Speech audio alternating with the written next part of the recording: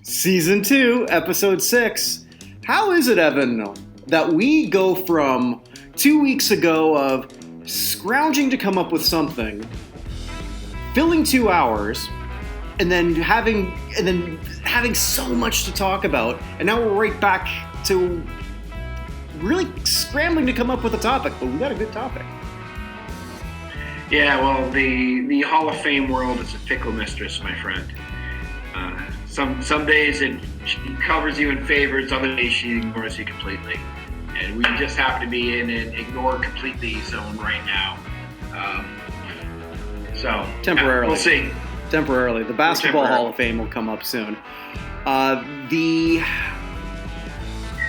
those who want to fast forward, I'm sorry. Under names of people who make the Basketball Hall of Fame you've never heard of, I'll put it at 2.5. You over the under. For me, you're just gonna have to trust me when I say that. I suppose. I'll say over. Over? That's entirely possible. I'll believe you one way or another. Yeah. But yeah, I mean that's the thing about the Basketball Hall of Fame. It's be Chris Bosh, Paul Pierce, probably a couple of the WNBA ladies, and then probably the Moldovan national team from 1964. Who might have a star player that I'm going to have in a YouTube clip that I'll sort of play a little bit later. For those who want to fast forward, as I've been noticing, we've actually been getting some metrics back. People love your Death March, by the way. Oh, they do? Excellent. Yes. No, yeah. There's nothing people love more than dead people. Well, it's gonna be a short one this week, so. Yeah, so before we didn't even get things with that. Yeah, so we have a bit of that, and the headliner is going to be if Evan and I had a Rock and Roll Hall of Fame vote. So if you want to fast forward to that and figure out what us two geniuses, the two people who have really tried to figure out long and hard what the Rock and Roll Hall of Fame should look like, fast forward a little bit. I can't say how long because we don't know how long our opening's going to be. Just keep hitting that 15-second fast forward. It's going to happen, and eventually you're going to get there. I do have a question for you, though, as a Bruins fan. I kind of wanted to open with. We talked a couple weeks ago about Willie O'Ree. Maybe it was a month ago. The first black player in the National Hockey League. Although, I learned today he's not actually the first person of color in the NHL. Who would that have been? That would have been a gentleman from British Columbia named Larry Kwong, who had one shift. He's Asian of some sort. Yes. Yeah. So first, he had one shift that he played for the New York Rangers, and later on in his career, because I was learning about that. I was reading his obit and everything today. I really fascinated by it, and I kind of feel dumb. I had never heard of him before. After his career, his brief tenure with the Rangers, so he was playing in the Quebec League, and where he was matching point for point with Jean Beliveau a couple years before Beliveau got called up. So, wow. It wasn't sort of like some kind of weird theme night that they were trying for when they put him on the ice. He was a legit player. But that was in 48, so the same year, I believe. Oh, no, that was a decade after when Willie O'Ree came up. Yeah, it was 58. Yeah, sorry. Yeah, that was a decade later. Say that. I mean, it's kind of hard to be the Asian Moonlight Graham of hockey, but I guess that's who he was. Yeah, he's no Turo Sugimoto. Ooh. Nice callback. Yes, very good. I like it. Yeah, look that name up, kids. You're going to love that one. But, so Willie O'Ree... Yeah. So O'Ree, who the Red Sox, I was doing some baseball stuff, baseball revisions. I just finished looking more at Manny Ramirez. But the Bruins will be retiring his number either too soon or, as you'll sort of explain, or not soon enough. And they announced this week that they're not going to do it this year. They want to wait for fans. And I really want your take on this as a Bruins fan. So I understand the wanting to do it for fans, but right before this, you brought up a good point that you can do it now and for fans. Mm-hmm. Like, there's no reason not to give him the number now. He is 85 years old. Yeah. It may be a question of whether they want him traveling. He lives in San Diego now, So there may be an issue of whether or not they actually want him traveling from San Diego when not everybody has their COVID vaccine and everything yet. So that could be part of it. But as I said when we talked about it like a month ago, the whole thing seems kind of rushed for a guy who's 85. Because when they signed Craig Smith, which was an awesome signing, Smith was going to wear 22, which was O'Ree's number. There have been like 37 other Bruins who worn O'Ree's number since he retired. So it's not like it's been kept particularly special. The fact that Smith was going to wear it up until like just about the season started makes me think that they weren't thinking about this 4 months ago. Probably weren't. It was something they just decided to do a little bit spur of the moment. So it doesn't surprise me that they are backing off on a little bit. It's entirely possible, though, they could have been thinking about it, say, last year. Because you could have been thinking about last year, and then the bubble happened, and they couldn't do it and everything like that. And then they like, oh, maybe things are going to get better because at some point this year we'll be able to do it. And then they realized everything was too slow and everything like that. So it's entirely possible that that's the reason, but I think you're right for what you said. I think they should just do it and then have like a Willie O'Ree, like have him do it at during one of the games and have that all on TV and then do it again next year. Yeah. You know what I mean? Have him come out on opening night, drop the puck. They can like celebrate it with the number and everything and do it then. Because I'm presuming by next fall, the way things are going, that we should be in a situation where we're going to be able to have fans, at least to a certain degree, in arenas. Right. So I don't see the purpose of waiting for an 85-year-old guy. Just do it, unless you don't want him traveling. Just do it, and then have him open up a year again. But like I said, I have 30 rules of life. Rule 11 is there's a good reason for everything. There are two reasons for everything. Good reason, the real reason. The good reason may they want fans. The real reason may just be like he can't come and they want to cover for that or something. I don't know. It could be that.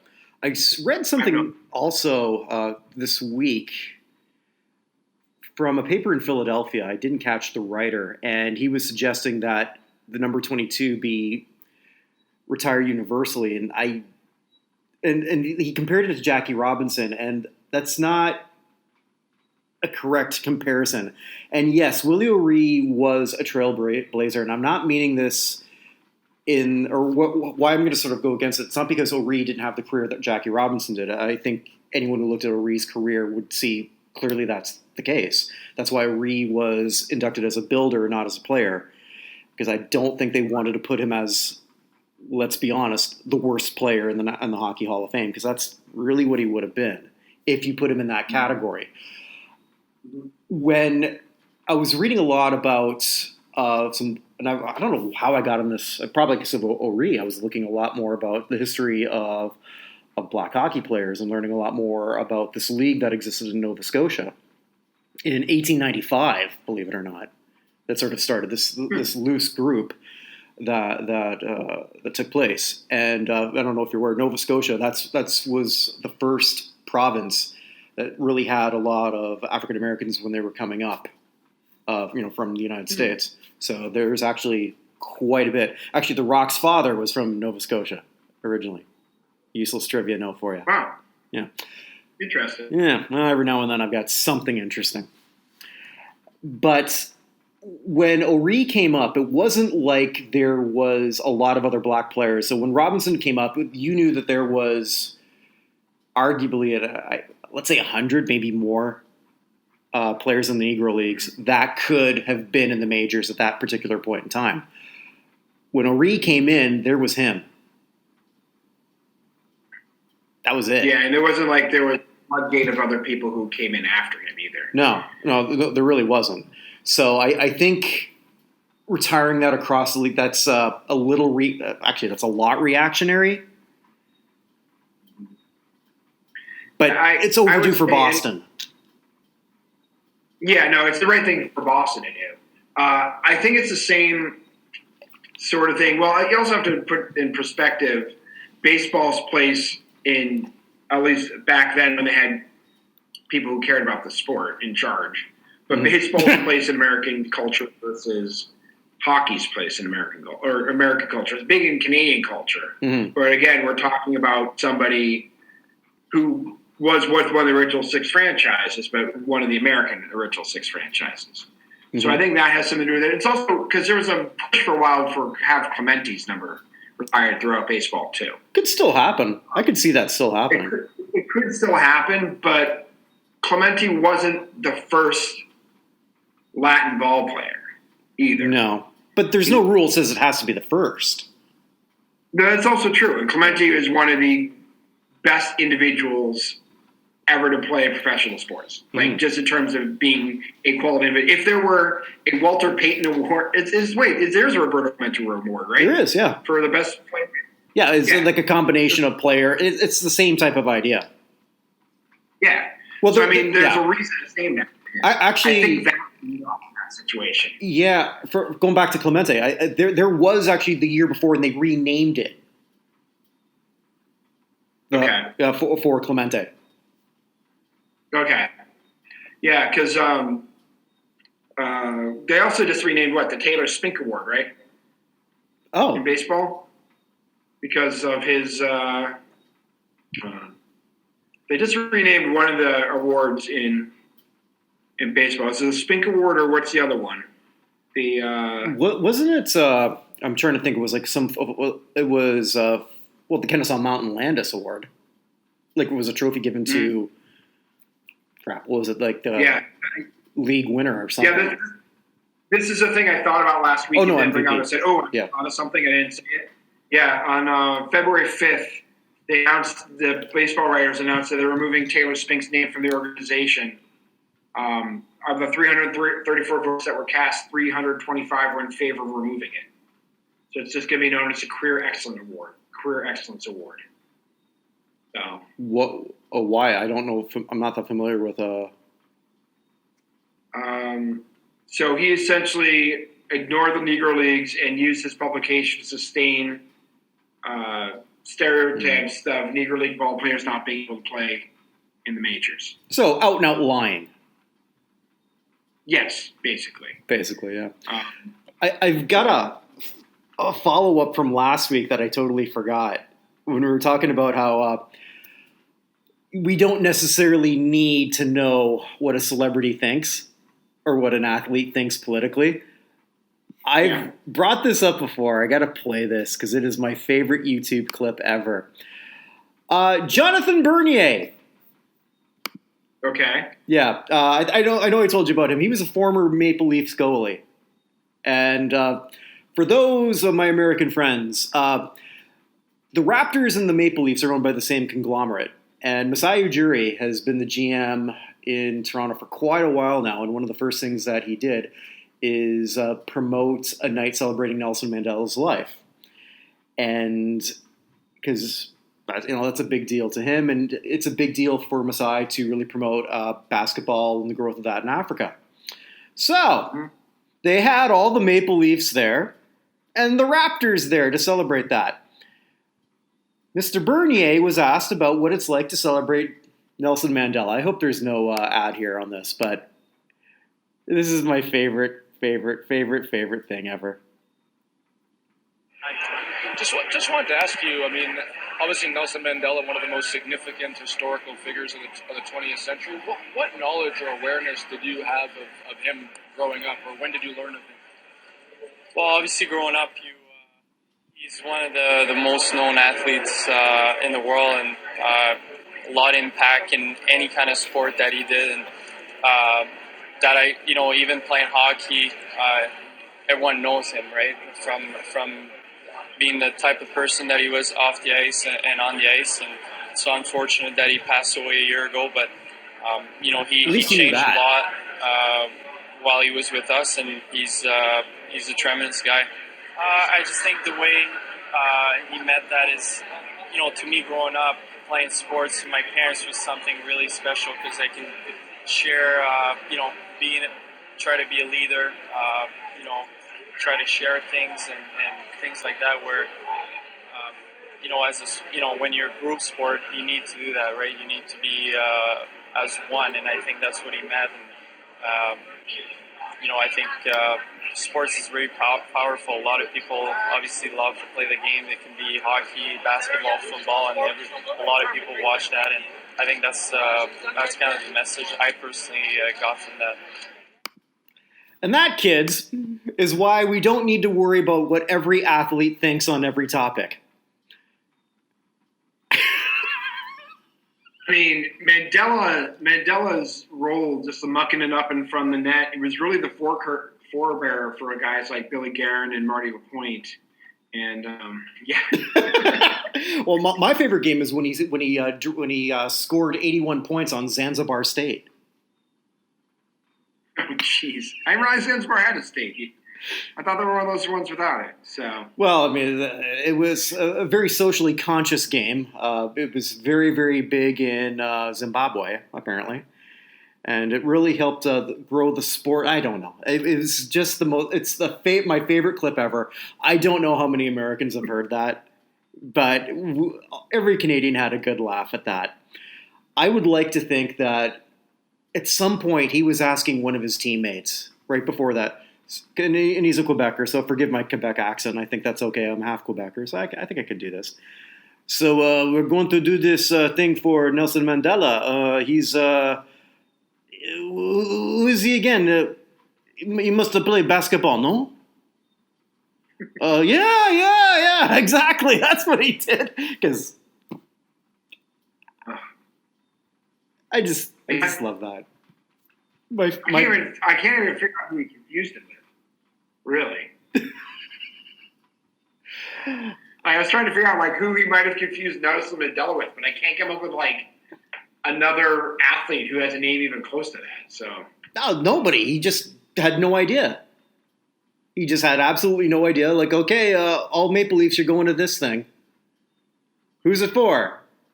Well, he might not have even known who it was for when he got there. Very possible. Which is possibly the case. So, I think maybe we can segue his humiliating death to Evan's death roll. Huh? Yeah, apparently you told me this is one of the most popular parts of the group. So what are we saying here? Absolutely.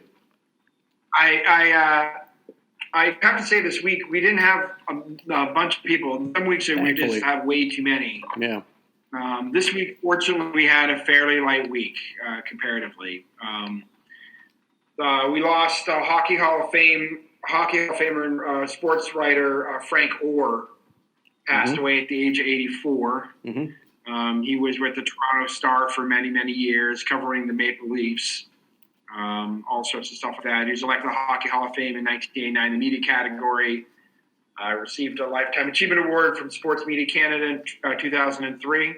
And in 2004, you ready for this one? Mm-hmm. He was inducted into this is where you're going to have to help me with because you're Canadian, Etobicoke. Sports Hall of Fame? Etobicoke, yeah. Sorry, that's not, that just looks like an extra long Scrabble list of letters to me. Yeah, Etobicoke is just a small part of Western Toronto. Okay. So, but Frank Orr passed away at the age of 84. We lost one of the greatest alpine skiers of all time, female alpine skiers, Inger Bjorn, who was Norwegian gold medalist in 1958 World Championships, but she died in a house fire. Oh. At the age of 87. Yeah, it was more than anything. We don't have many house fires. So she was 87, so who knows exactly what happened there, but he passed away earlier this week. We also lost a man whose middle initial should have been N, but was not, Lewis Clark. It should have been N. Well done. But Lewis Clark was a keyboard player and a music arranger, most notably for Electric Light Orchestra. He played with ELO for a while, but he also was a music arranger for tons of stuff, for Roy Orbison, Ozzy Osbourne, America, Kiki D, Asia, all sorts of people like that. So one of those people behind the scenes who does a work that makes music you love, but you don't actually necessarily see. But he passed away at the age of 73. But he is known for being one of the people. He did play with. He was one of the many people's electric light orchestra, as well as that. We lost Rusty Brooks, the professional wrestler.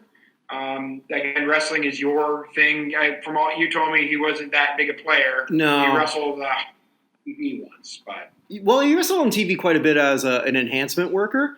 But his big claim to fame is back in the '80s when Hulk Hogan was the champion, and he never wrestled on TV. You know, that was when the draw wasn't to watch it on pay-per-view. They wanted you to go to the arena to watch it. So you never saw Hogan wrestle on TV. So one of Hogan's rare matches on television, I remember watching this as a kid, was against Rusty Brooks. He could wrestle. He just didn't look like much. He was like probably 6'1", but 300 pounds. He was like King Kong Bundy, but he wasn't Bundy, if that makes any sense. But yeah. It was just like if you want to like have your guy beat a 300-pound guy up who could make you look good, Rusty could do it. Did it say what he died of? It did not. It said that he was apparently built 6 feet, 345 pounds. That sounds about right. But it said that he passed away at the age of 63, but that he had several toes amputated a few weeks prior to his death. I guess diabetes maybe, huh? Now that's the number one thing I would think of with that. At 6 feet 345, diabetes not statistically out of. That's what started with Kamala. It was a few toes and then a leg and then a second leg. Yeah. More importantly, though, he had the Rusty Brooks Pro Wrestling Academy, which he started in the late 1980s backyard, and basically he's the operator of the School of Hard Knocks with Boris Malenko, and Connor, Luna Vachon, Gangrel, Angel Rose, MVP. They all were graduates of. So. Yeah, well, Rusty could perform. Yeah, well, he another loss to the WWE. He passed away at the age of 63. I guess the two biggest names this week passing away today is Mark Anthony Morales, better known as Prince Marky D of the Fat Boys. Passed away at the age of 52. He was actually, his birthday is tomorrow. He would have been 53 tomorrow. Wow. I didn't realize he was that young. Yeah, the Fat Boys were all much younger, I thought. Yeah. Like, they've been around for a long time. I mean, they were 1980s, so you got to figure he was 17 or 18 when they first started. It would have to be. It would have to be. I remember my cousin, who's my age actually, because we were becoming teenagers. I was going more the hard rock route, and he was going the whole rap route, and he just loved the Fat Boys. I never got it, frankly. And looking back, I still don't get it with the Fat Boys. But hey, kudos to them. They parlayed a mediocre rap career, and they got a film out of it. Just the Fat Boys and Disorderlies. Why do I know this? At one point in the mid-'80s, he was engaged to Peppa of Salt and Peppa. Yeah, you told me. I had no idea. Like, that was... Jesus. I wonder what she's thinking right now. That was a good pull for him. That was punching above his weight class, and he was known for having a high weight class. That was like one of those games where... And every couple does it, whether they admit it or not. You look at another couple, and then sometimes you play. Okay, so who's the winner? Yeah. For me, it's totally me. Yeah. In every way Prince possible. Marky. Oh, sorry. I was just saying, in every way possible, I won that one. Oh, it's totally you. Yeah. Oh God, yeah. So. But yeah, Fat Boys. That's She's keeping the life of luxury in the Caribbean right now. So I wouldn't say luxury, but it's not too bad. I'd rather be here than Texas. Here's No, that's true. Yeah. Well. Yeah. Anyway. Well. That could go other ways. But yeah. And then I guess the biggest name of the week for us probably is Vincent Jackson. Tragic. Jackson, who I think is eligible for the Pro Football Hall of Fame next year. Yeah. And we talked about that last week with the class of there's Steve Smith and Anquan Bolden and Andre Johnson already there. But Vincent Jackson was, I mean, he's not a Hall of Famer, but he was a very good wide receiver for two teams. Absolutely. For a very long Vincent Jackson, before Mike Evans showed up, was in many ways the entire offense of the Tampa Bay Buccaneers. And he was one of the people who Rivers depended on in the beginning of his career over in San Diego. But he passed away. Apparently he passed away several days before he was found, what I saw, in a hotel room at the way too young age of 38. I was reading today they think he might have been an alcoholic too. I don't know how true that is, but depressed, self-medicated. Apparently his family called him, the way I read it, and I should have reread this beforehand, like 3 days ago his family reported him missing, and then they found that he checked into that hotel, and I guess he just slapped the do not disturb sign, I'm guessing. It's hotel deaths. My wife, who's in hospitality, has dealt with a few of those. And, yeah, far too many. That's far too common. That and apparently cruise ships. That's one of the first things they teach you. Yeah. Yeah. How to deal with that. Yeah, I mean, there are no signs of trauma with him. It's entirely possible he had CTE. They are going to donate his brain to the study. But all in all, prior to this downturn at the end of his life, one of the also stand-up guys in football, a usual one of the people who was up there as one of the top great guys in football. I mean, I don't know what to say. It's just sad. I mean, forget his statistics. It's just sad that someone who was that good for that long doesn't make it even to 40 after everything going on. So, and didn't feel, for whatever reason that might be, whether it was CTE, which we don't know, whether it was some form. Clearly, there's some kind of mental health issue. Not clearly, but I think we can safely assume that played a part, and it had to be. I mean, I guess if your family's doing a missing persons report, you're that worried about where he might be. There are some demons there. What they are, what they're not, we don't know. We'll probably never know. But it's a shame that he didn't feel that he could go to anyone in the circle. Yeah. And like you said, forget the stats. It doesn't even matter right now. I mean, it's a 38-year-old man who felt his life wasn't worth living. And why? Yeah. Well, this took a dark turn. Well, actually, one of the things I read when I was reading about him, do you know that he was accepted into Columbia University? No, I didn't know that. So they could play football. Mm-hmm. He's the highest drafted player out of what college? Here's a good question for you. Crap, I just looked this up. Second round, pick 61. Northern Colorado? Northern Colorado. All right. Well done. And you can see, I wasn't looking. I know. Yeah, we're watching each other. We're not putting it on video yet. We will get there, but yeah, no cheating involved. There was no cheating. I have to say, this was my idea this week because I realized I've been talking over you more, and I don't hear you on certain things.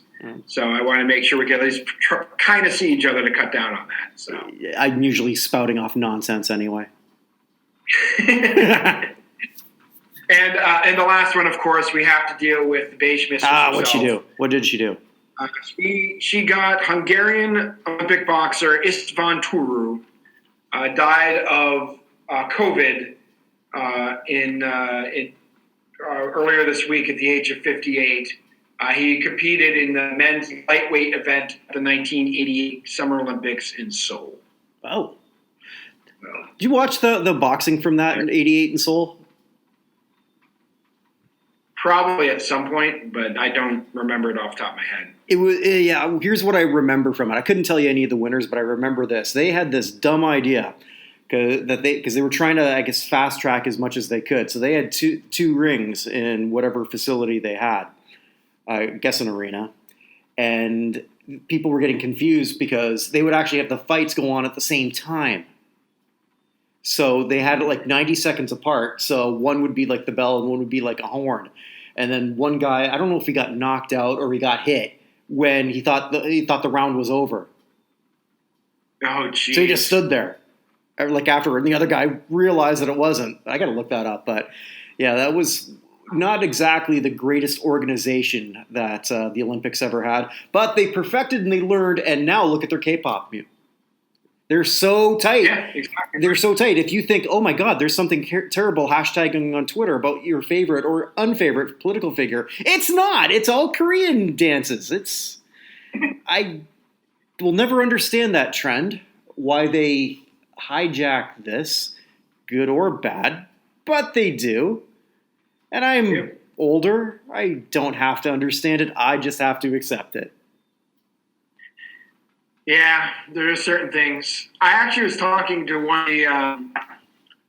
I'm teaching some training classes for our new agents coming in, and I was talking today. One of them said, "So do you know that famous Tom Petty line?" And he said to me, "Who's Tom Petty?" And I was like, "Oh boy." He's 23. He's a 23-year-old guy from Illinois. He had no idea who Tom Petty was. So there's a beer down here called Deputy, and I've recorded myself. I'm actually sort of staying sober this month. I don't know why. I just decided to. Well, sort of. I got one free beer given to me by a neighbor, and that's all I've had. We're on lockdown, by the way, in Barbados. So it's a pretty. We're not. Our percentage of COVID is far less than most countries. But they take, or our prime minister is taking it very seriously. But anyway, so the beer, Deputy. I filmed myself doing something dumb shit. I said, like, yeah, I was at the bar and I ran into Tom Petty and he was worried about my alcoholism. And he said, you don't have to drink another Deputy. Don't have to drink another Deputy. So I sent that to the people who would get that horrible reference. And none of them were under the age of 30. Actually, my wife, who's not under the age of 30, but did not come to Canada until she was 24. I had no idea what the hell I was doing with that. She doesn't know who Tom Petty is either. I was expecting there to be, I shot the sheriff, but I didn't drink. Nah, it's too easy. It was too easy. That was the first thing I did, and then just people look at me like, yeah, we've never heard that before. Like, okay, I got to be a little bit more creative. Is there a third song with the word deputy in it? Well, that's not even a second song. I just replaced refugee with deputy. That's a good point. Never mind. That's entirely true. Yes. I have been drinking.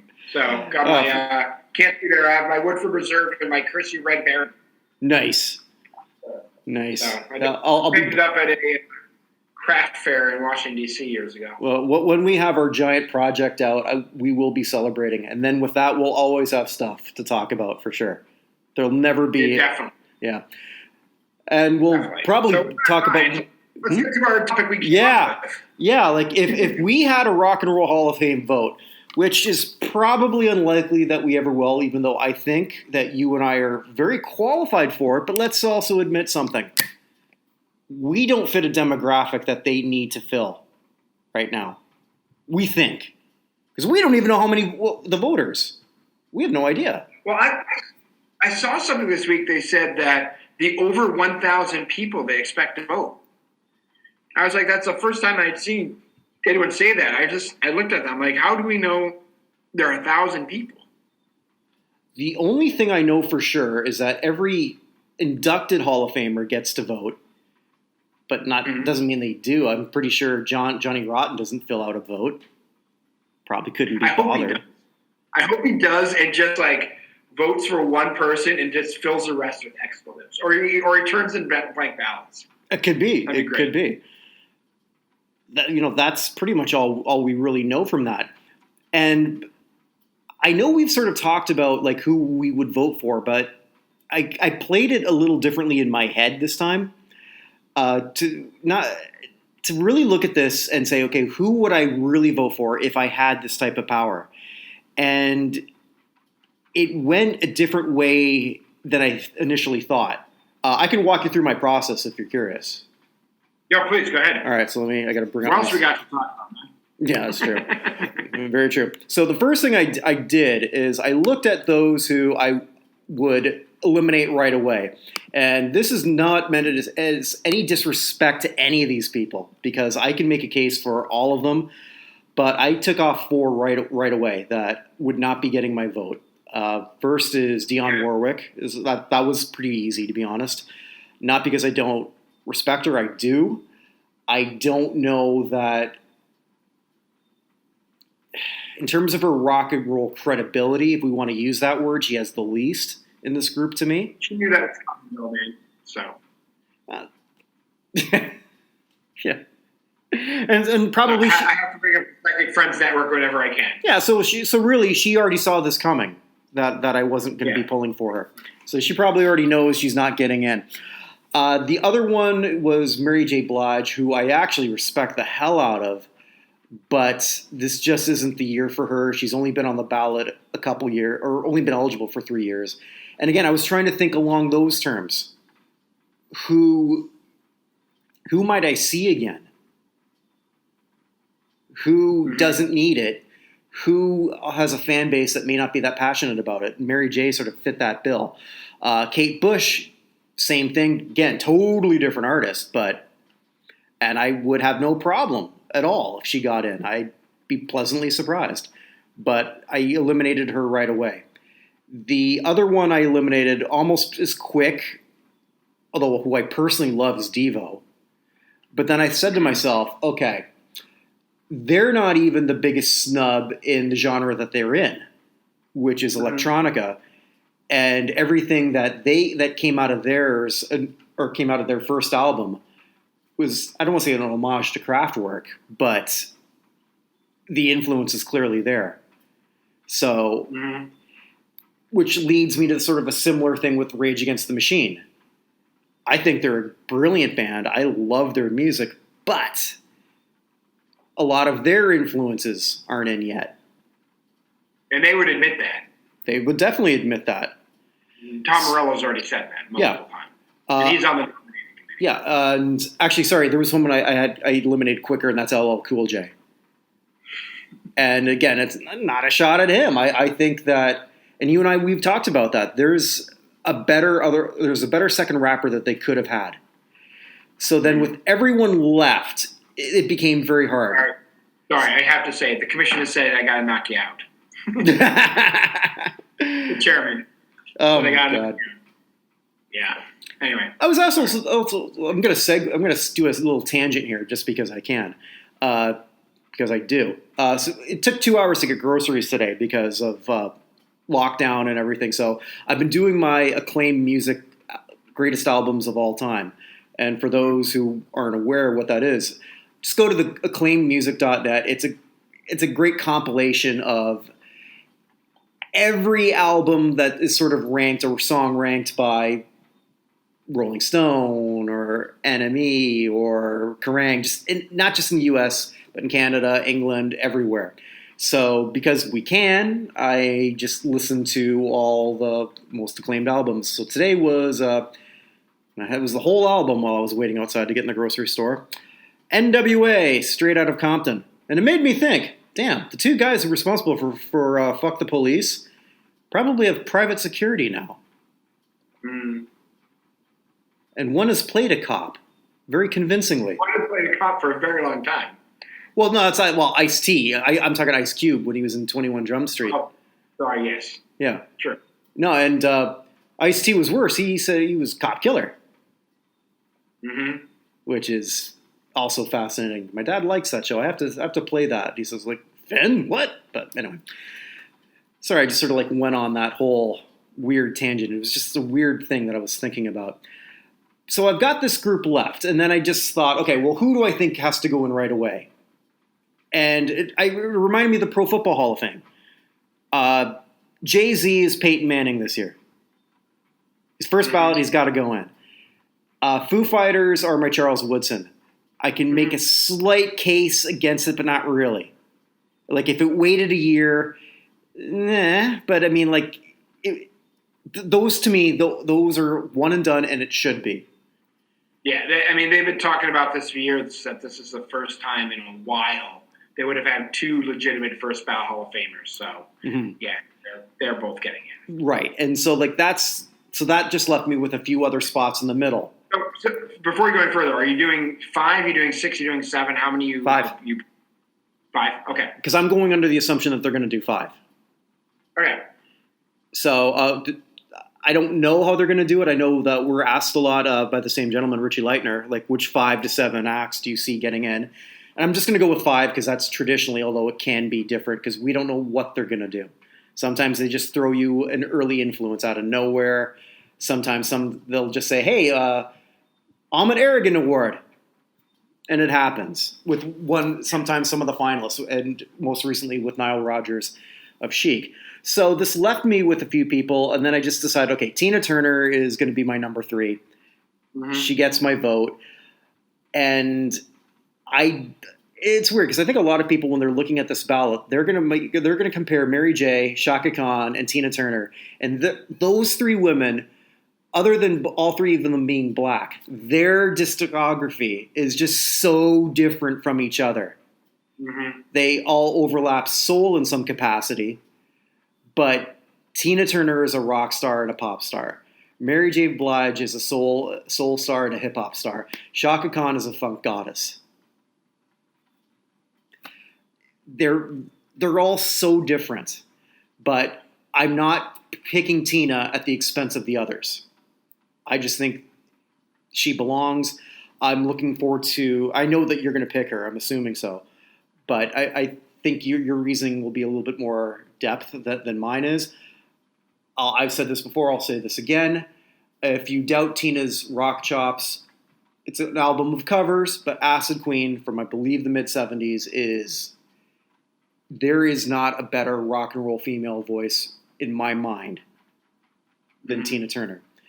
So that left me with sort of like then eliminating. And Iron Maiden was one to go for me. And it was tough because I think the rock and roll has done a shit job in heavy metal. And they're going to continue to do a shit job in heavy metal. A lot of people who have these voices and who are influential are rock critics. And a lot of rock musicians who don't like heavy metal.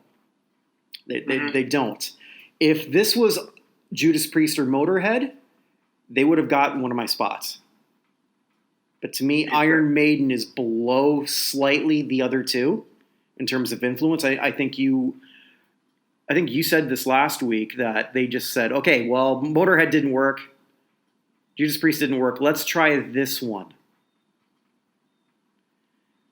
So Iron Maiden to me, as much as I want to vote for them, and I probably would in a different ballot,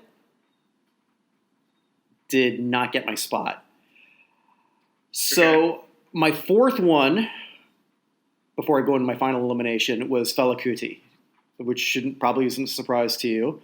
It's no surprise to me. You have been on Fela Kuti for almost as long as I've known you. Yeah, and you wouldn't necessarily know it by the rank that I have him at. And again, the ranks change based on input, which I'll get to when I talk about the Go-Go's, but because he's only like 370 something right now. But in terms of another thing that I was sort of thinking of, Fela might not be on this ballot ever again.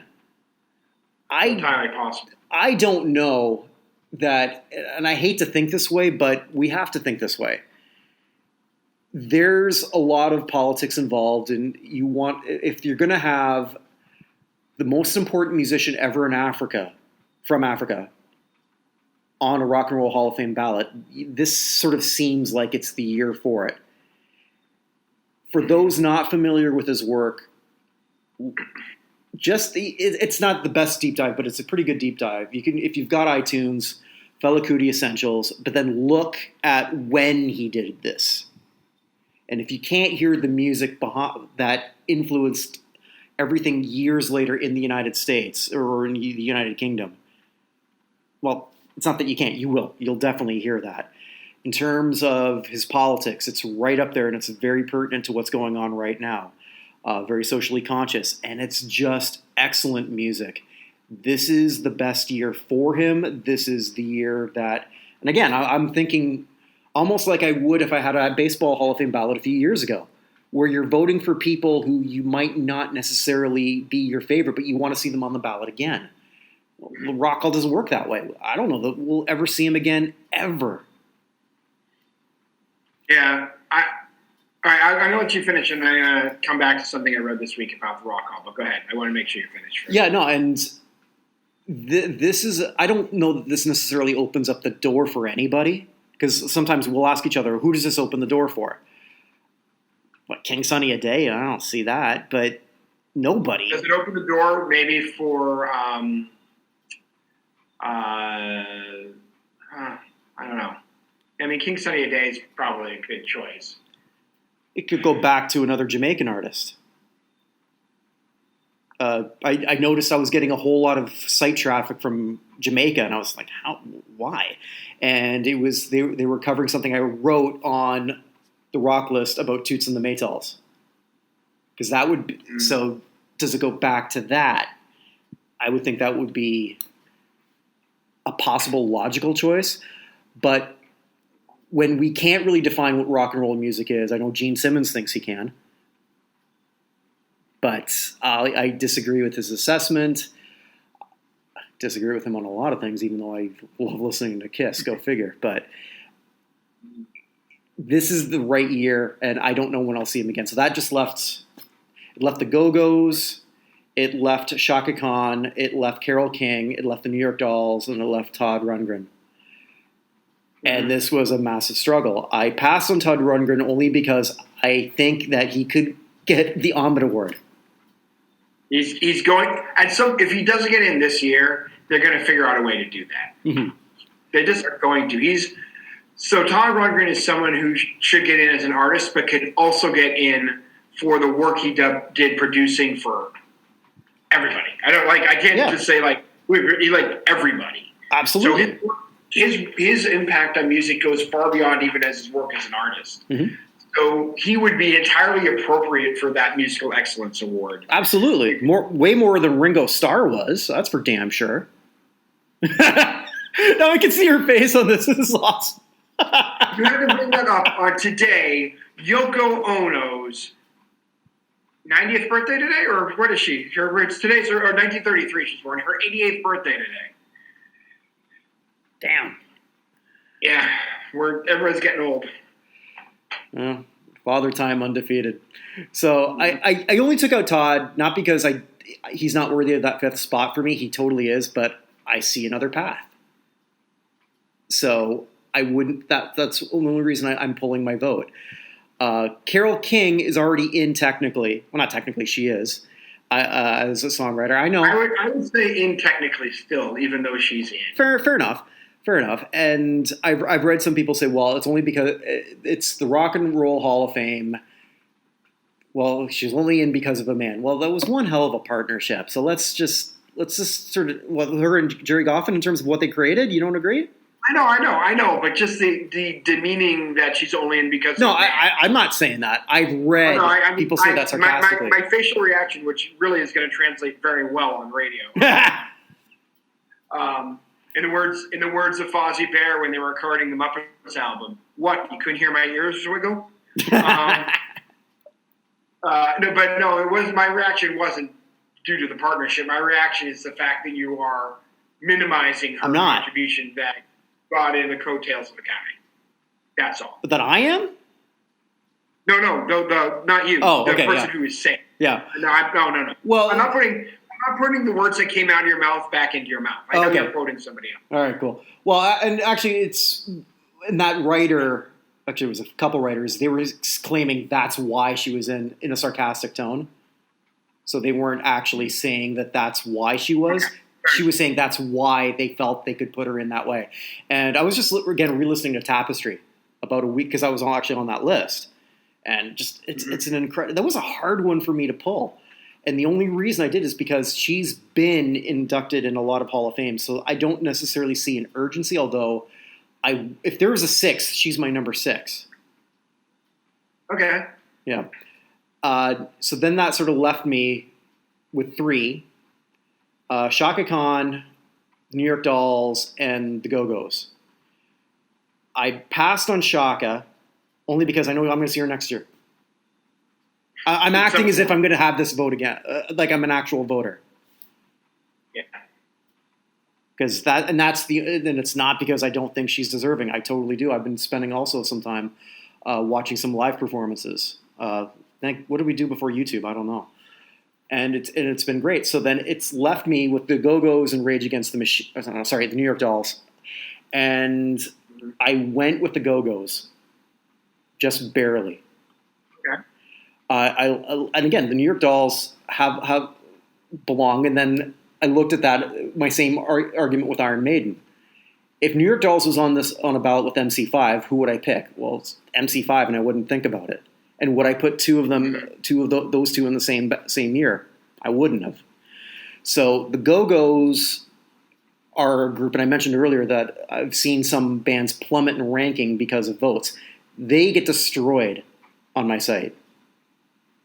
Really? I don't know why. I mean, I guess I know why, but I don't agree with it. If I just went by, if that whole thing was just ranked on Hell Yes, Put Them In, which is the top category for that, they would be 100. They'd probably be 100 spots lower if I really put that as the primary thing. I don't. I use that as a modulator each year, but I think the Go-Go's definitely belong. I think what they've meant to rock and roll, and it's really disgusting that it took until 1981 for an all-girl group, and I'm not discounting the Runaways, but the Runaways were not commercially successful by any stretch, and there were a lot of people who thought they knew a lot about music in the 70s who had no idea who the hell they were. And the Runaways were a little bit manufactured. That's also true. If you know it. Yeah. They were kind of, again, a hell of a group. You got Joan Jett, you got Lita Ford, Jerry Curry. Yeah, that group was put together. So, and I think it's also important that for this one, especially, I can't rationalize on this ballot not having at least 2 girl groups or two female acts. I can't. If it was weaker female candidates, maybe, but none of them are weak to me except for maybe Dionne, and I don't even really feel that way. So for the Go-Go's, for those reasons above, and I don't feel that I'm doing this to pander because I want to see. I'm not even sure that I necessarily want to see more women in that. I do agree with the sentiment. No, I do want to see more women in it, but I don't think that the percentage, and I've explained this before, where it's like 7.7% female is necessarily all that out of whack because of the high amount of male bands that exist. And a lot of female artists are solos. That's how it is. Or you've got one female and a predominantly male group. I don't know why that is. It just is. I'll let somebody, a sociologist, explain that one. Yeah. So those are my 5. So reiterate your 5. So you have. Go ahead. My votes would be the Foo Fighters, the Go-Go's, Tina Turner. Oh, I have 3. No, 2. Sorry, Tina Turner, Jay-Z, and who was my 5th? I just blanked again. Fela Kuti. Thank you. And then your 6th would have been Carole King. Carole King, If we could vote for 7, who would have been your 7th? Because sometimes there may be 7 getting in. Iron Maiden. Okay, fair enough. Yeah. All right, so let me go into one thing, and I'll go into my reasoning here in a second. So I was reading something this week. It was 4 days ago. Let me just see if I pulled up the article here. From Mark Beaumont of NME. He said that the Rock and Roll Hall of Fame is turned into a museum, and that's time for a change. It just like all of these. This is the one where I had the 1,000 rock experts. This is actually where I got it. So just like the number of people who on this ballot who should be in, that we're just so far behind with the Rock Hall getting worthy acts in, that at this point we're on the verge of inducting wax figures essentially rather than actual live people. Because there are just so many people who deserve in. They actually just said why don't they just retroactively put everyone in who's ever been nominated and just start from there and just start fresh with the new people coming out. I don't know if it's true or not. It was an interesting article. I recommend you go through it. But it just ridiculous. It's just like saying how ridiculous that Lou Reed was inducted 2 years after he died. T-Rex only got in last year. People like the Moody Blues, Dire Straits, and Nina Simone got in 3 years ago when none of them had been on the charts for. It was the last time Dire Straits was even doing anything. Walk of Life. I mean, their Walk of Life video has Larry Bird highlights in it, right? So it was an interesting article. The Rock Hall needs to figure out a way to update itself, or we're just going to get to the point where there's going to be so many backdrop people who deserve to be in. The fact that Carole King was nominated for the first time in 1986 and is still going is, or this is the first time we've had nomination for Dionne Warwick, and she's been eligible since 1989. That they have to come up with some sort of way to fix this, essentially. So I don't know exactly how it's going to work, because he just says there shouldn't be manufactured intrigue over like whether Thin Lizzy or Kraftwerk is a better band, because there's no good way to compare them. They should just both be in already. So it was an interesting article. I don't know if I agree with all of it, but it just seems it's something that it does make some sort of sense in the fact that he's basically saying it's not a celebration of rock music so much as it's becoming a rock morgue, where they're putting in the dying embers of music, which he says apparently seemed to stop in 1986, except for a few first ballots.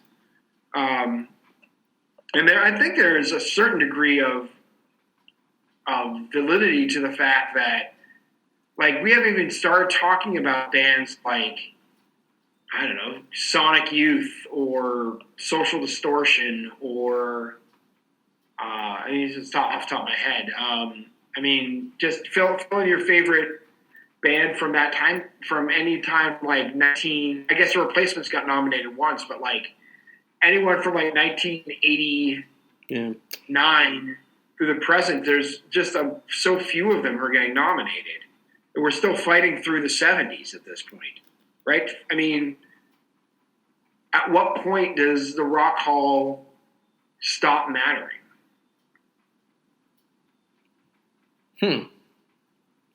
Well, I mean, there's always going to be some people who are going to say it doesn't matter because so-and-so is not in. Right, but I mean, you can do that for any Hall of Fame. Like I said last week, there's that woman who was telling us we were all wrong that Nickelback was eligible this year when they're not, and was basically going nuts on the internet for Nickelback. Like, there's always going to be those people, no matter what you do. There's somebody out there right now furious that Mosi Tapupu isn't in the Pro Football Hall of Fame. Like, there's just somewhere out there right now who's furious. Is that person's last name Tatupu? Yeah, that Tatupu, yes. Yeah. Mosi Tapupu and Lofo was his son, right? But, like, what are we – I don't know. It doesn't matter that way, but we're still working on people from the 60s and 70s, and they don't have a seniors committee. They say they have a seniors committee, but they don't use it, right? They don't use the Musical Excellence Award that often, except to get members of the Beatles. And Pete Best is definitely going to be the next one they use. But, like, there's a legitimate argument about the fact that the Rock Hall has to figure out a way to update, or it's going to become, who are these people? To most people. Like, we already have people in their 20s who don't know who Tom Petty is, which is more on that person than anyone else. But like, what are we going to be doing? We're going to have a whole bunch of people trying to vote for the New York Dolls. Like, guarantee I've almost never heard of the New York Dolls or Fela Kuti. Mm-hmm. Well, I think there's a lot of people who don't know who that is now. I spent a lot of time listening to Fela Kuti, by the way, on the nomination day. Okay. So it was good. Yeah, I actually read. Would someone like Fela Kuti? I know Afrobeat is very different, but Fela Kuti wasn't really necessarily a singer so much.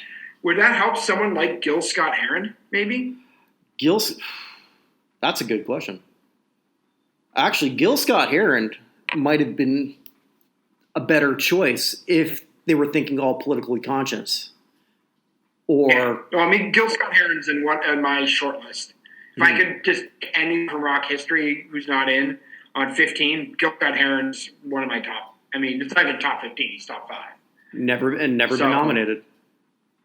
Never been nominated. I mean, that's the thing about LL Cool J's nomination, right? I brought this up last week. Yeah. I would not have a problem with LL Cool J being in the Rock Hall. But we already have Jay-Z on this ballot. They're not going to put 2 rap artists in. No. So if you're going to nominate a second rap artist, nominate the Sugar Hill Gang. Nominate Gil Scott-Heron. Bring back Eric B. and Rakim. Bring back Africa Bambaataa. Bring back someone else just to get them back in the conversation of one of the forefathers of that genre before we're going back to LL. Because LL's not going to get in, and he's just taking up a spot. Like, I'd rather have that spot go to somebody else altogether from out of that genre, or if we're going to stick in that genre, go to somebody who I don't know. And LL's, this is what, his 5th time on the ballot? Something like that. He's in a weird spot because time does not help him, because as rap and hip hop continue to explode, there's always going to be a bigger name coming up. Mm-hmm. Now he's got Eminem next. Yeah, and we haven't even gotten to a Tribe Called Quest or Snoop, or like there are a bunch of others who have just not been nominated, been left out at this point because the rap folks have made the decision to nominate one artist generally a year to try and get him in, which is a smart way of doing things. This year they did 2, and they just picked the wrong second one. No, I agree with you. They picked an actor guy from the show with with Robin, the guy from the Circle of Friends. Oh my God! From Batman and Robin. Holy rusted metal, Batman! What's that? This island, it's made of metal and it's rusty and full of holes.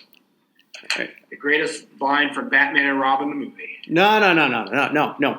This is the best line from that movie. Seat me up, Uncle Alfred. Because when I'm thinking of, all right, we're gonna have Batgirl. We're gonna have. All right, now who can we sort of cast right now that I believe could win a fight? Who? Oh, well, they got to be good looking. Well, it doesn't really matter. They're just a good body. Okay. Well, we got this person. And okay, well, I got someone in mind. I think she's around 5'2". Okay, well, does it look like she can throw a punch? Well, we got stunt doubles for that. Like, okay, can she act? Did you see the Aerosmith video? Yeah. Well, she stuck out her finger, but okay. Well, what about the other girl, Liv Tyler? Maybe we could go that route. She's a little bit taller. I think maybe she's sort of got a no. We got this one here. We got the exact right one we want here. Well, God damn it. That to me is actually the worst casting choice. Clooney as Batman did not suck. The movie sucked. Movie did suck, very much so.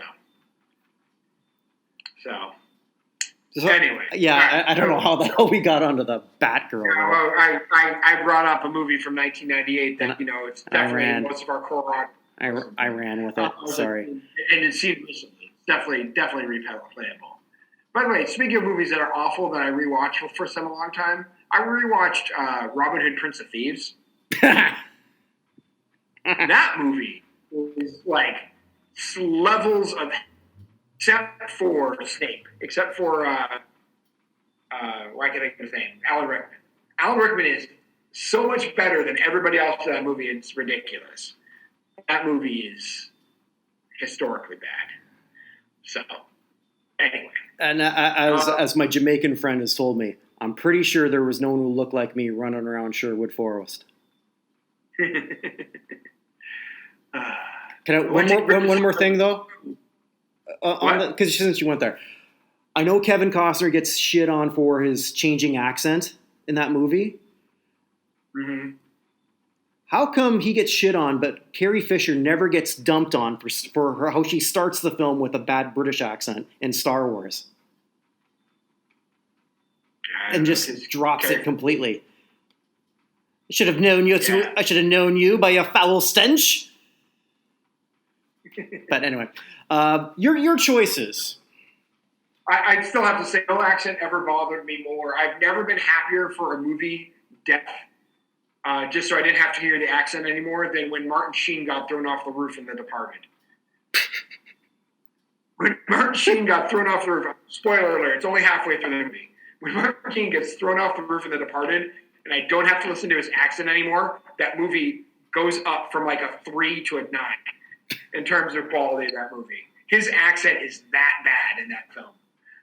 Anyway, so my list. Let's get to my list here. Right. So I'll go through my reasoning with you. Sure. So the first one I eliminated was LL Cool J. Again, not that I have any problem with LL being in there, but they're not going to put two. They're not putting two rap groups in, and Jay-Z's getting in. So that's an easy one. So LL's out. Jay-Z's in, which means LL's out. Easy enough? Mm-hmm. So the second one who's definitely in for me is Foo Fighters, like I said. So I don't really need to talk much about that. The third one who's in is, let me just give you a quick list here. The 100 greatest artists in rock and roll history, according to Rolling Stone. They've done it in 2004. They did it in 2011. They probably need to update it sometime here soon. Of all the people who are eligible for the Rock and Roll Hall of Fame, the one who's not in at number 61 in the original list and number 63 in the second list is Tina Turner. On her own. Ballet. That's all you need. Like, Tina Turner should have been in. She should have been the first woman in twice. No offense to Stevie Nicks. But she should have been the first female member of the Clyde McPhatter Club. And she should have been the first female member of the Clyde McPhatter Club 20 years ago. So Tina Turner is in. So there's 3, and I've eliminated now. So now the question comes to me. I'm with you on Devo. I like Devo. I understand the importance of Devo, but Kraftwerk has to be in first. Mm-hmm. They just do. I honestly think it may take Daft Punk getting in before Kraftwerk gets in. It could happen. Which sounds crazy, but I think that's almost the way it's going to happen for us to go that way. So, by the way, I'm still upset with my prop bet that Daft Punk didn't show up with The Weeknd for the halftime show. They already had their masks ready. Maybe there were in that group. Maybe they were. We didn't know they were in the dancing group. It's entirely possible. Yeah, well, even if you got that, it was a runaway. Ted just ran away with it. Yeah. Kate Bush is very important, but dwarfed by the other women on this list, in my opinion. I have no trouble with Kate Bush getting in at some point in the future. She's just last place to me of the women on this list. And again, it's not fair. I will repeat it again. It's not fair to compare all the women to each other when we don't do that with men, but that's the way the Rock Hall works. Generally, with the way they're looking at things. Mm-hmm. I expect Todd Rundgren's going to get in the back doorway, so I'm going to take Rundgren off for that. I also took Chaka Khan off, again, not because I don't think she belongs, although I probably should vote for her just to get her off the list so we can go talk about somebody else. But I have people I feel a little bit more important I think Mary J. Blige is going to get more support than you think.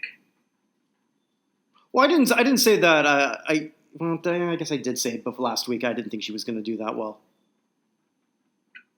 I actually, when Richie wanted his list of people, I have Mary J. Blige as my prediction is for 7th place. She is absolutely beloved by the gay community. Like she is way up there.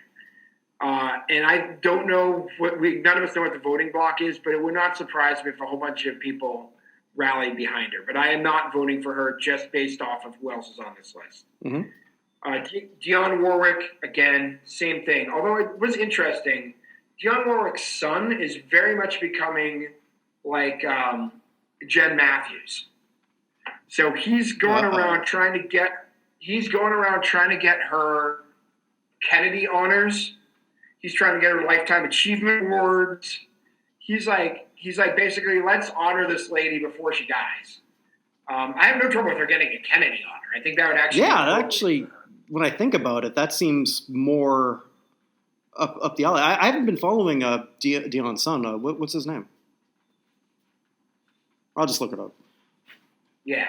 So probably says in his bio, "Hi, I'm Dionne's son." You broke up there. Oh, I'm just saying. He probably says in the bio, "Hi, I'm Dionne's son."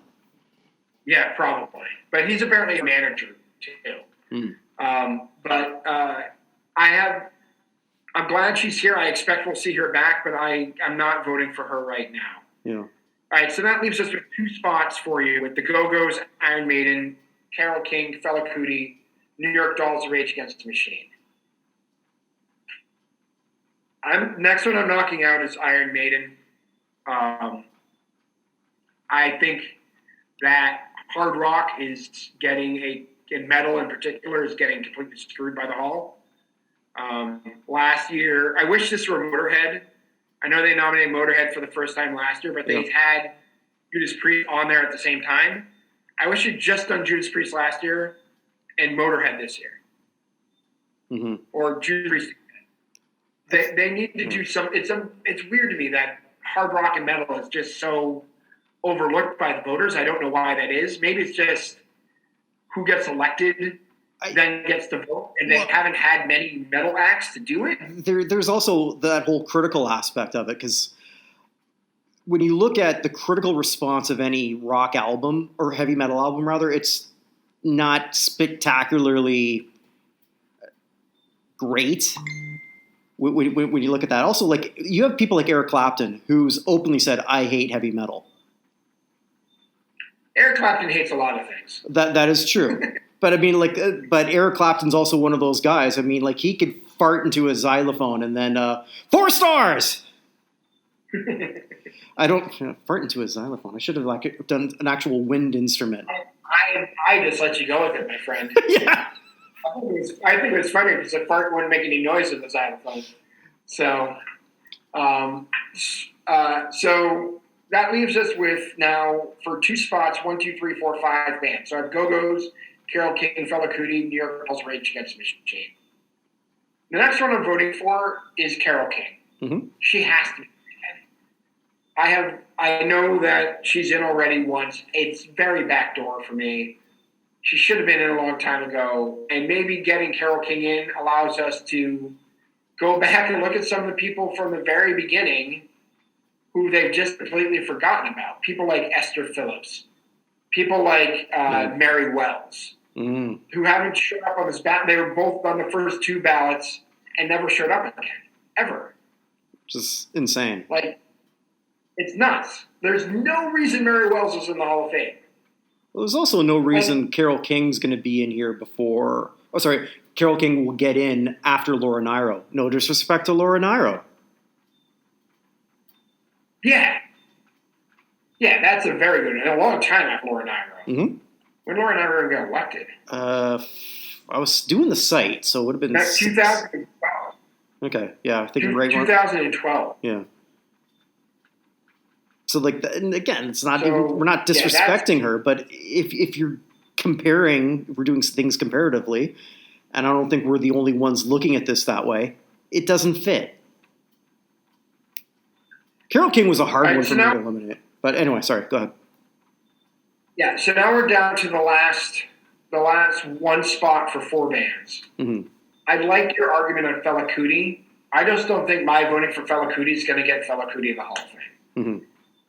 I think we learned last year when Dave Matthews Band ran away with the fan vote and then to get in, that the fan vote doesn't matter. The entire continent of Africa is voting. It never did.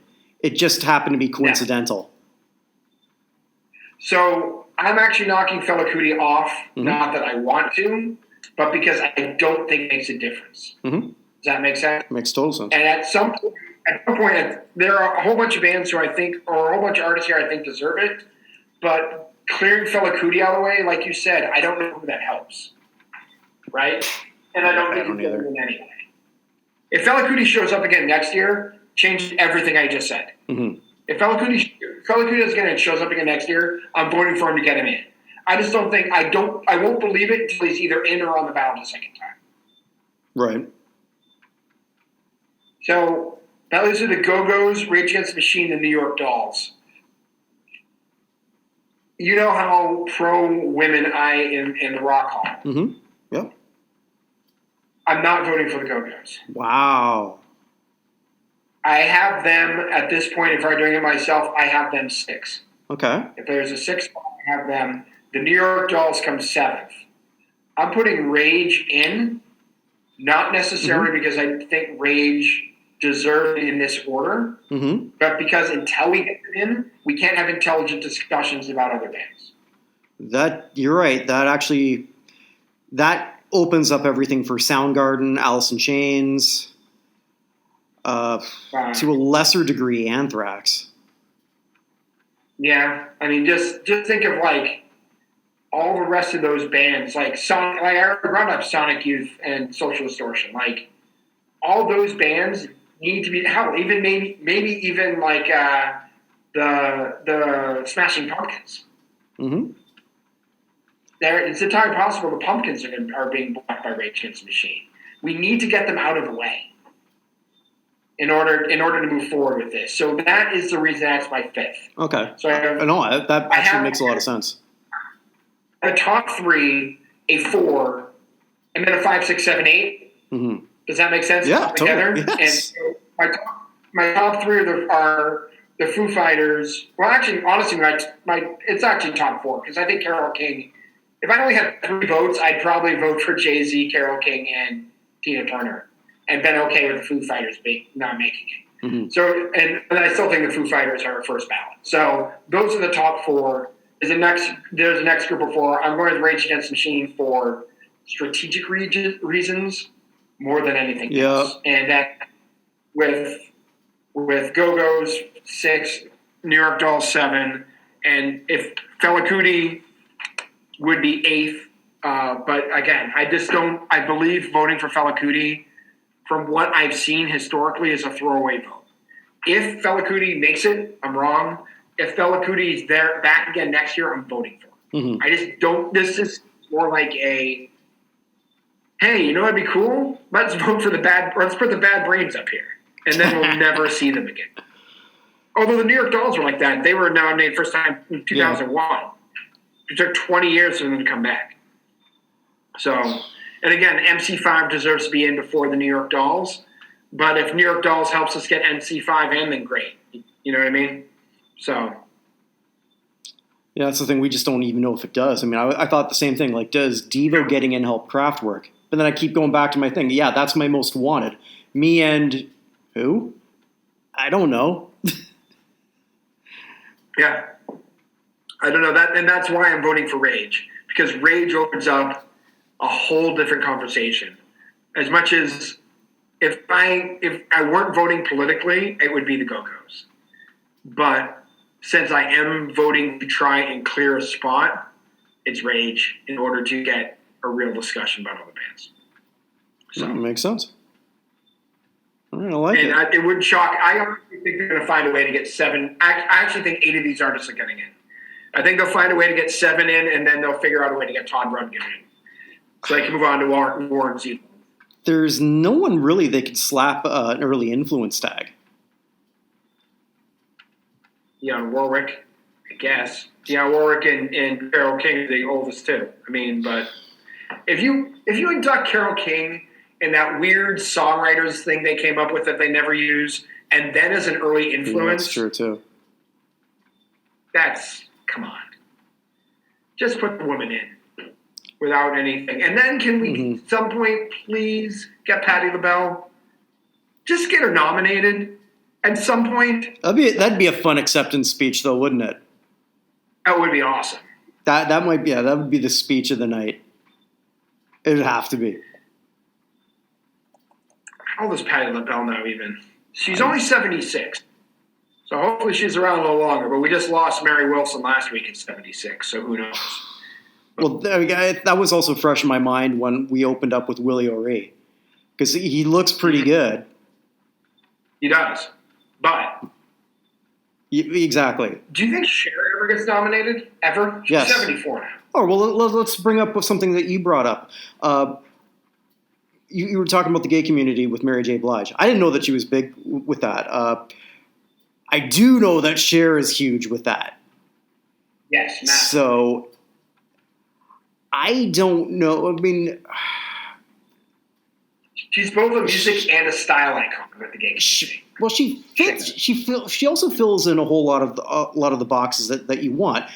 She had your mainstream success. She had her pop hits. She can belt out a song as good as almost any other woman, except for maybe Tina that we talked about. She's had rock hits, whether people want to classify them that way or not, but she has. If I could turn back time. Well, that wasn't necessarily one of them. No, that came to my head. So no, I think Cher would be an excellent choice for that, and have Madonna induct her. Because another one I've heard a lot of people talking about, again, sticking on the women's side of things, Carly Simon's another person I think we need to talk about at some point. Mm-hmm. But the one that a lot of people said now that Whitney Houston is in is Mariah Carey. Yeah, I mean, like that was one of my predictions, incorrectly so. Right. Yeah, but it comes down to where do we put diva in this whole thing? Because if we're doing divas, Cher should come before Mariah Carey. No offense, but Diana Ross on her own should probably come before both of them. I would agree with that. So I would totally I'm just happy. I'm just happy Tina's here, just to get her out of the way. One thing I won't say, because I would have lost whatever farm I had. I'm not going to bet the farm on it because you and I both said that about Pat Benatar last year. Yeah, I'm shocked Pat Benatar's back. Absolutely shocked. I do think Tina Turner has a far greater chance. Of course, I had her as a lock last year. So what's a greater lock? 2 locks? I don't know. Here's the thing that the Rock Hall doesn't. There are a lot of reasons the Rock Hall doesn't make any sense. One of the ways the Rock Hall doesn't make any sense is we heard many times, or I've heard from multiple sources, that in 2018 they elected 7 bands, or they elected 6 bands in 2018. Mm-hmm. So it was Bon Jovi, Dire Straits, Simone, The Cars, Moody Blues, and then Sister Rosetta Tharpe all got in, right? Yep. I heard from a lot of people the 7th band was the Eurythmics. So 3 of the other bands who were nominated that year have since gotten in: Depeche Mode, Radiohead, and the Zombies. We've never seen the Eurythmics again. So there's no consistency on the ballot. If presuming what we've heard, because I've seen it in like 6 or 7 sources at this point, that if what we've heard is true, the Eurythmics are the next band, you'd think they'd be back.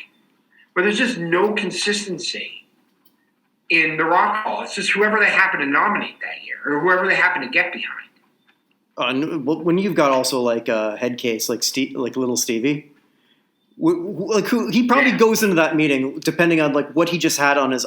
I think he has an iPod Shuffle. I don't think he's got it on his iPhone. I think he's still got an iPod Shuffle.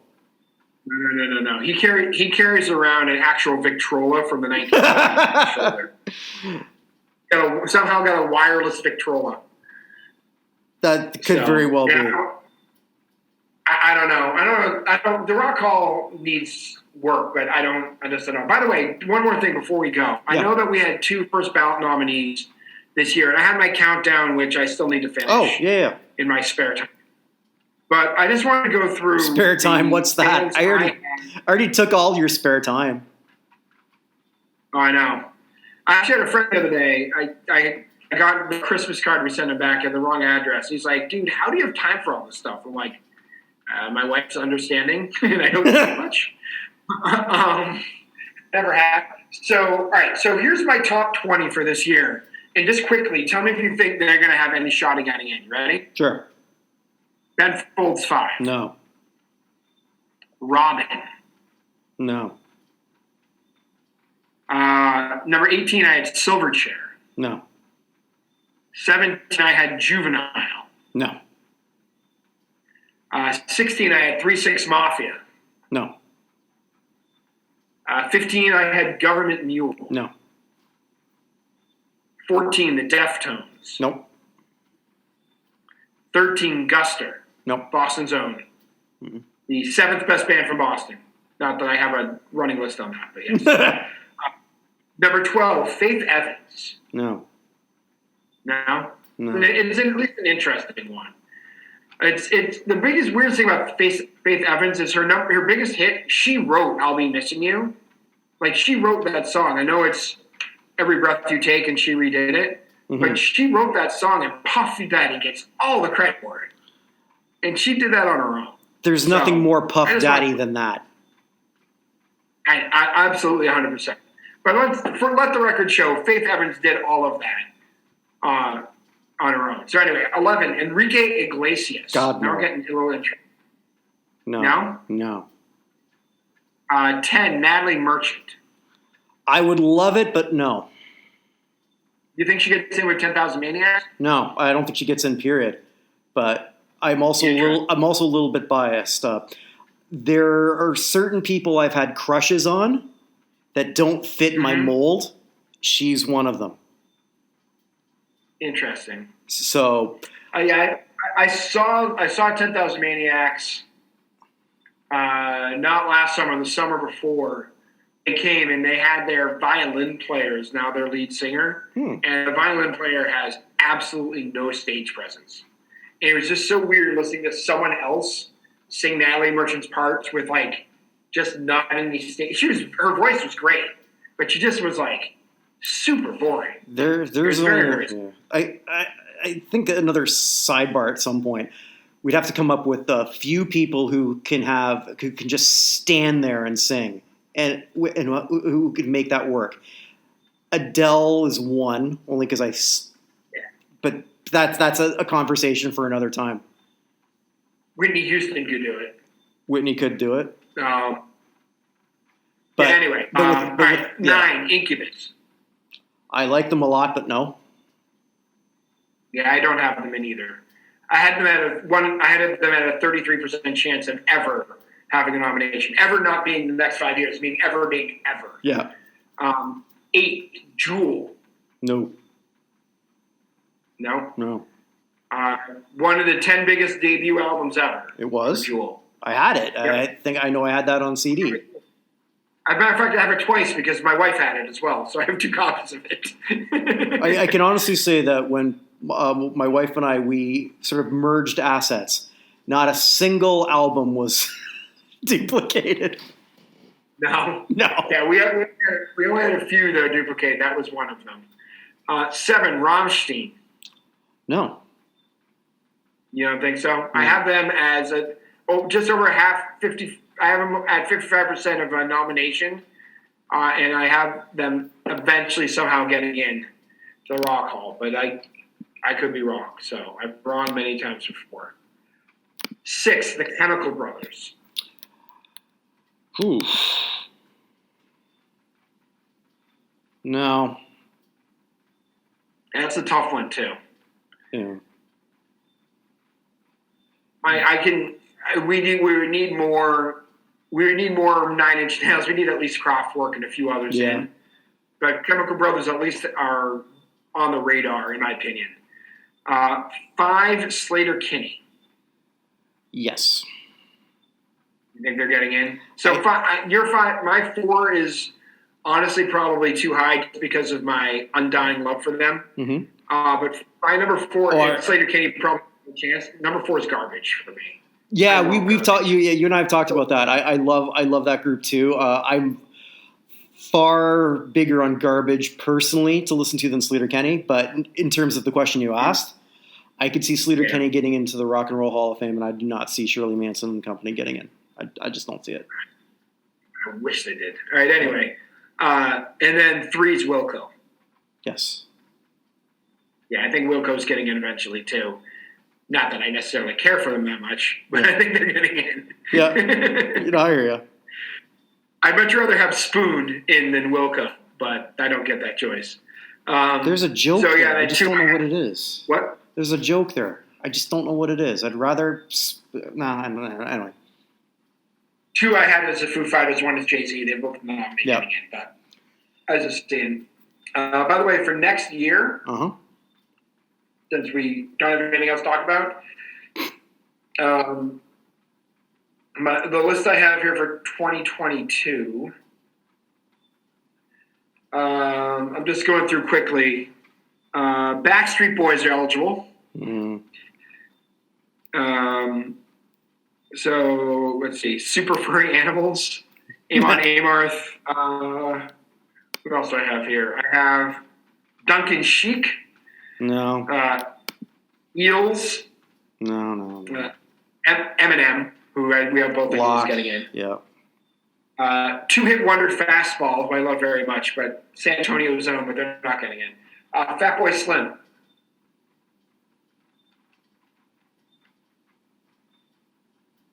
No. That's an interesting, isn't it? Isn't Fatboy Slim an interesting one? It's a very interesting one. I had to think about that for a sec. All right, Fiona Apple. Didn't it seem at age 20 that she was going to be a lock, and that sure as hell didn't happen? Here's a question for you that both Fiona Apple and Natalie Merchant bring up. What is the first, and Jewel, yes, as well, what is the first Lilith Fair band or artist who gets nominated? Well, you would think it'd be Sarah McLachlan. You'd think it'd be Sarah McLachlan. It could be Sheryl Crow. I don't know all the... I didn't go to the Lilith Fair, so I don't know all the bands who... I just have to... When you ask me that, I have to think of a Lilith Fairish band. Mm-hmm. And there's some that appeared one year. I'm not counting. I'm counting like kind of the key people in the middle there. I mean, I think it might be Sheryl Crow. It could be. But it should be Sarah McLachlan. That's very much like my wife. Well, my wife is the midpoint, just in case everyone's wondering who married me. My wife looks like the midpoint between Drew Barrymore and Sarah McLachlan. So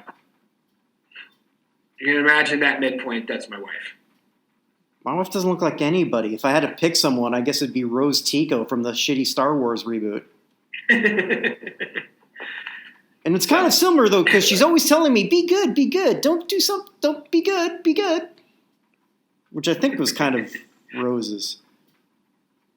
All right, going back, Fountains of Wayne, no, but I just wanted to bring them up. Fuel? No. Is definitely. Like them, but no. The Fun-Loving Criminals, one of my favorite band names of all time. Ghostface Killer as a solo artist. Well.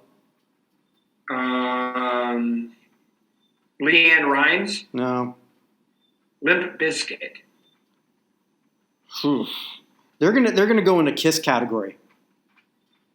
You know, a lot of people didn't like them critically. Critically, they were despised. Their fan base is, rabid. Rabid for them. Did they inspire a lot of people to sort of like play music and sort of push things? Were they massively overrated? I'd say so, but that's not necessarily relevant in some cases. They're not up yet, but do you think Linkin Park ever gets in?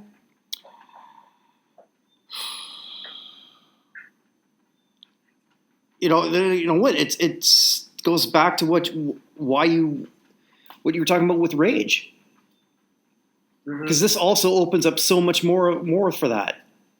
because of how everything evolved. I think also too, while you're bringing some of these people up, and then you brought up Linkin Park, whose lead singer passed away not that long ago, and how that one article where he's talking about how it's like a museum. I think we're also, or maybe I don't know if you mentioned, I didn't see that article. In the rock game, a lot of people just die young. They're just not there. Well, I mean, you don't have the 27 club for anything else.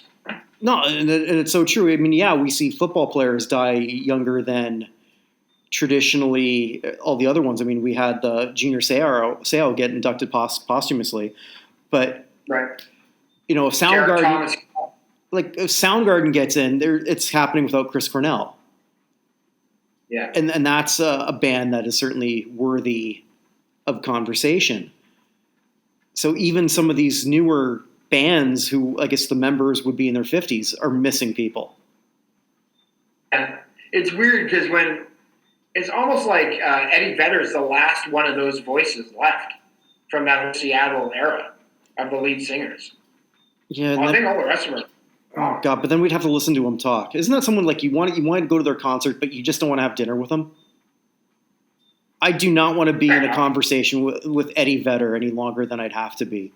Would I gladly pay money to go see a Pearl Jam concert? Hell yeah! I just don't want to be in an elevator with Eddie Vedder.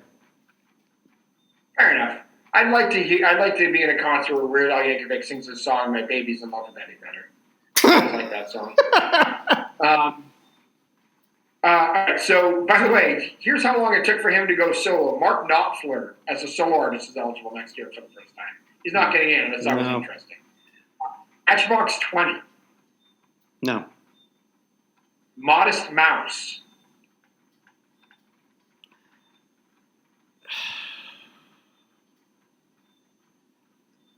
No. That's another interesting one. I'd say no as well, but that's one I can see. So I think one of the biggest surprises so far who has been nominated is 3 years is Beck. Oh my God, yes. I feel like Beck needs to get nominated for a lot of those type of bands to get in.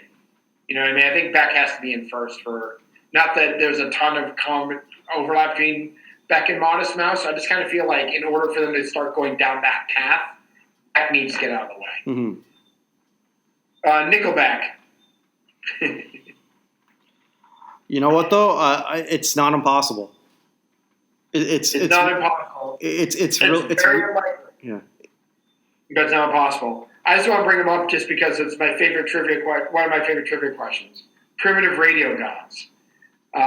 One of my favorite trivia questions because their song, "Hey, Standing Outside a Broken Phone Booth with Money in My Hand," topped out at number 2 on the Billboard charts. If it had gone to number 1, it would have been the second longest song title for any song ever to go to number 1. What is the longest song title for a song that ever went to number 1? Stars on 45. What? Stars on 45. Not the song title? Yeah, because technically the song title is like this like slash. Yeah. I don't know if they count parentheses. Okay. The actual answer is, "Hey, won't you play another Somebody Done Somebody Wrong song?" B.J. Thomas. B.J. Thomas. So, but Standing Outside a Broken Phone Booth with One in My Hand is one letter short of that. So, Real Big Fish. I just want to bring them up. They're never getting in, but I like Real Big Fish. Here's an interesting one.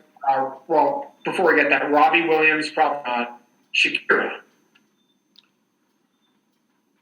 You know, that's a very interesting one. Shakira. Wow. This is the first time I'm going to say I don't know. I really don't know. I don't know either. Like I feel like it depends on where we're going with female artists in the Rock Hall. Speaking of which, Spice Girls.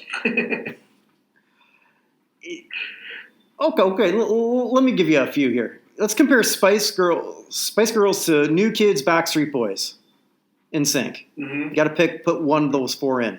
Who do you put in?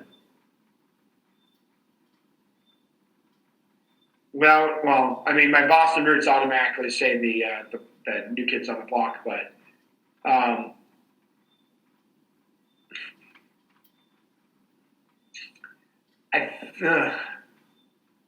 that's a very good question. O-Town. No, I'm kidding. 98 Degrees. I'm going to say I had to pick one of them. So in terms of NSYNC makes sense only because of their breakup more than anything, but I think the answer has to be the Backstreet Boys, doesn't it? See, for me, it's the Spice Girls. Who was the most influential? That's probably true. Because as a Bostonian, I want Joey McIntyre in the Rock Hall, just because. But I'm just kidding. That's got to be the only time that sentence is ever going to come up in the show. Spoon is here, eligible next year for the first time. No, but I like them. I love Spoon too. Stained. I don't like them. I don't. Again, let's go back to Weird Al with the Ain't White Boy Polka for them. And here's an interesting one. The Spirit of Manfred Mann, or Mannheim Steamroller, excuse me, the Trans-Siberian Orchestra is eligible for the first time next year. Hey, if Darlene Love can get in with one Christmas song, Trans-Siberian Orchestra should be able to get in with two. That's very true. I don't know what I was thinking there. But then you trumped me the last week when I thought for sure you'd agree with me. Darlene Love's is the worst entrant in the Rock and Roll Hall, and then you have me thinking about Randy Newman. And I did YouTube Will Sasso with that. Yeah, what'd you think? Oh yes. Will Sasso absolutely destroys it. Yeah, Randy Newman is. I mean, Short People Got No Reason to Live is its own weird, terrible thing, but like he just rewrote I Love LA over and over and over and over again with different words. That's essentially his entire career. So anyway, so I think for next year, clearly Eminem's getting in. I think Shakira's getting interesting. I don't think she'll get nominated next year, but she's at least going to be on the list of people to look at. Fatboy Slim is going to be interesting. Matchbox 20 has never been interesting. And I mean, there are a few others who at some point might show up. I think you're right. There's not a non-zero chance for Nickelback. There's a non-zero chance for Fiona Apple. There is a 0 chance for Fountains of Wayne. Yeah. Who also is their lead singer. Oh, good. Think about this for a sec. Nickelback gets nominated. That fan vote's going to be disgusting. It is. It totally is. I mean, you thought it was weird when Dave Matthews ran away with it. They're not against each other. Ready for this? And one band, I'm not comparing the two. I'm just comparing fan bases more than quality of band, because one band is clearly better than the other. Mm-hmm. But in terms of people who are arguing on the internet, if Nickelback and Blink-182 were up in the fan vote, is that just a celebrity death match waiting to happen? Because both those fan bases are kind of nuts. Blink-182's fan base is way crazier than you think it is for the Rock Hall.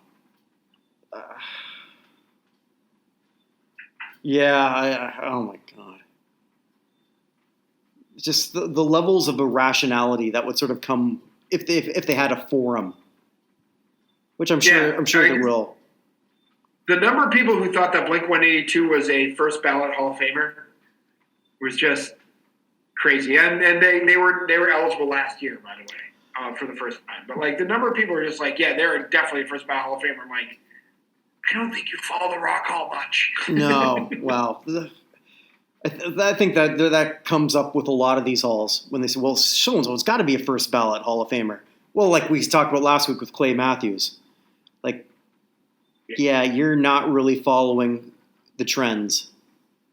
Not just the trends. You're just not taking a really good look at the guys he's up against. But, yeah. Yeah. Anywho. Hey, man, I think we stretched this 2 hours. Yeah, well, next week something will come up because it always does. And if it doesn't, we'll come up with something. Yeah, we'll figure out something. Absolutely. Hey, I think the Zoom thing works even if nobody can see us. That's not the worst thing for them. Hey, man, you're sitting in your house. I'm clearly, as you can see, sitting in Casablanca in Rick's Cafe, which nobody notices because it's not black and white, so nobody has any idea. But, I mean, that's the great thing about Zoom. If I want to, where do I want to be? If I want to be in, let's see, where am I going to be here in my things? Because I have all sorts of fun ones. I want to be in Buenos Aires or Cambodia or Houston, or I have all sorts of them all over the place. I want to be in Johnny Mnemonic. You know, I could be there. So. Whoa. That's the only movie, by the way, I know that takes place in 2021. Oh. Johnny Mnemonic. How do you say that word? Mnemonic? Mnemonic? I don't know. M-N-E-M-N-O. I don't know. I can't even spell it. You say it this way. Never has someone made so much with so little acting talent. He's kind of like the most loved actor in Hollywood right now. I've read that, yeah, because what was a bunch of pictures going out how he's just not a creep. He's not a creep. He's a great guy. Like, routinely, there's just all these stories about him doing nice things for people. And, like, when he showed up in what movie was that? Always Be My Maybe. Did you hear about that? Did you ever see that movie? It's a Netflix film. It was all. It was basically. I know what it is. But I've never seen it. With the rom-com with all Asian leads, but the girl starts dating Keanu Reeves, playing Keanu Reeves in that movie. And it's just so wonderful to just have Keanu Reeves being himself. Like, he's super nice, and the guy can't understand how he's just nice. And so, of course, they have to get in a fist fight over it. But, yeah, it was just – he's just kind of somehow become, like, strangely the dean of Hollywood without actually having any real acting ability. Sometimes you just win by being a good guy. And that might be the lesson. Rarely. And sometimes you win by just thinking people are going to vote for you and going to Cancun on vacation while your entire state's freezing to death. Sorry. I didn't get to my asshole of the week, but that's my asshole of the week. And not necessarily because he went to Cancun. He's the asshole of the week because he went to Cancun, which is a bad decision. But he lied about every single part of it. And like every lie he came, he's like, this is what happened. Well, actually, we have evidence that's not what happened. Oh, no, this is what happened. No, we have evidence that didn't happen. And his first reaction to this whole thing was throwing his kids and wife under the bus. That's why he's the jerk of the week. Like, just if you can make a stupid mistake like that, just say, hey, Congress is in recess. There isn't much I can do in Houston anyway. I'm available by phone. I can still do stuff from wherever we are. But I want to spend time with my kids. Whatever it is. It's not a good answer, but it's actually probably closer to the truth. But he's like, yeah, my kids decided they wanted to go to Cancun with their friends, and I didn't trust my wife, who's like a manager at Goldman Sachs, to fly on a plane with them for 2 hours to take care of them. I had to do it myself. Just, that's why you're an asshole more than anything else. I think I'll just throw in a moron. It's not like there hasn't been a whole lot of other politicians busted for something similar in recent times. Yeah. This has happened how many times with others? So it's not like you have a playbook of knowing how this is going to go. That to me, because like realistically, and like you said, like, yeah, okay, well, Congress, it's not in session. I mean, if I think he should be at least setting an example. As much as I don't like Trudeau, I'm pretty sure we're not going to see him do that. Trudeau likes to set examples. Trudeau's right. And again, don't want to get into politics, but the guy he beat in the last election, Beto O'Rourke, is organizing phone banks and fundraisers. Like, they had 150,000 calls. Mm-hmm. Like, again, and I don't want to go into politics, but that's what he should be doing. But he didn't. He went to Mexico. Not the greatest idea. But once you're there, don't have your first defense other than, I screwed up, I shouldn't have done that. Move on. Like the Andy Pettit. Yeah. Yeah, Andy Pettit. I did it. It was stupid. I shouldn't have moved on. His first defense was, this is my kid's fault. Well, right now there's a bunch of Republicans saying, yeah, well, are you going to go into Cuomo right now? And the answer is no. because it's true. Well, yeah, I'm not going to that guy also.